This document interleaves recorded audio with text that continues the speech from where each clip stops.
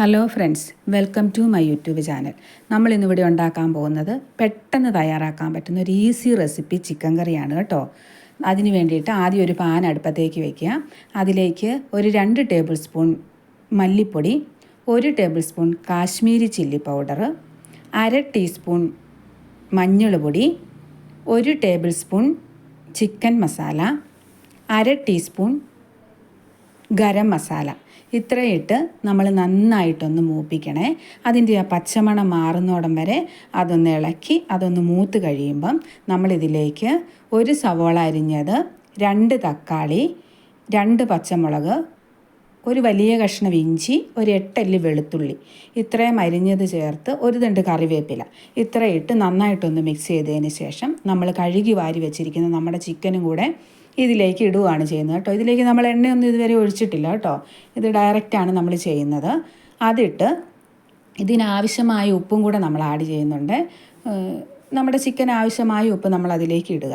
അതിനുശേഷം നമ്മൾ അതിലേക്ക് ഒരു 1/2 ഗ്ലാസ് വെള്ളം ഒഴിക്കുന്നുണ്ട് കേട്ടോ. ആദ്യം നമ്മുടെ ഈ ചിക്കനിൽ നമ്മൾ എണ്ണയൊന്നും ഇല്ലല്ലോ, അതുകൊണ്ട് നമ്മുടെ ഈ വെള്ളം ഒന്ന് ഒഴിച്ച്, ഇതിൻ്റെ ചിക്കൻ്റെ അകത്ത് വെള്ളമുണ്ട്, അത് ഇറങ്ങുന്നോടും വരെ ഇത് കരിയാതിരിക്കാൻ വേണ്ടിയിട്ടാണ് നമ്മൾ കുറച്ച് വെള്ളം ഒഴിച്ചിട്ട് ഇതൊന്ന് മൂടി വെച്ചിട്ട് കുറച്ച് കഴിയുമ്പോൾ നമ്മളൊന്ന് ഇടയ്ക്കൊന്ന് ഇളക്കിയിടണം കേട്ടോ. കാരണം നമ്മൾ ഈ ചിക്കനിൽ നിന്ന് വെള്ളം ഇറങ്ങുന്നോടം വരെ അതൊന്ന് ഇളക്കിയിട്ട് കൊടുക്കണം.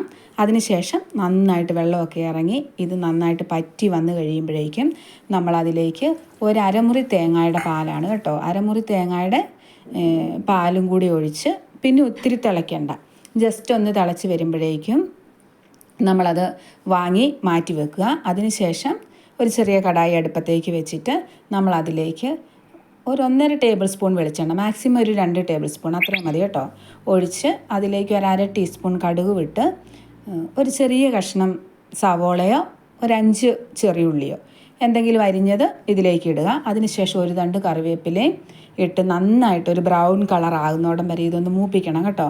നല്ല ബ്രൗൺ കളറായി കഴിയുമ്പം നമ്മൾ വാങ്ങി വെച്ചിരിക്കുന്ന ചിക്കനിലേക്കിട്ട് ഒരു 10 മിനിറ്റ് നമ്മൾ ഇട്ടപാടെ നമ്മൾ ഇളക്കാൻ പാടില്ല കേട്ടോ. അത് 10 മിനിറ്റ് നമ്മളൊന്ന് മൂടി വെക്കണം. അതിനുശേഷം നമുക്കിത് ഇളക്കി യോജിപ്പിച്ച്, അന്നത്തേക്കും നമ്മുടെ കറി റെഡി ആയിട്ടുണ്ടാവുമേ.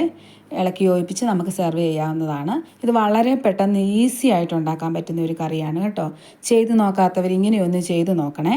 നിങ്ങൾക്ക് ഈ റെസിപ്പി ഇഷ്ടപ്പെട്ടെങ്കിൽ എൻ്റെ ചാനൽ ഒന്ന് സബ്സ്ക്രൈബ് ചെയ്ത് എന്നെ ഒന്ന് സപ്പോർട്ട് ചെയ്യണേ. Thank you.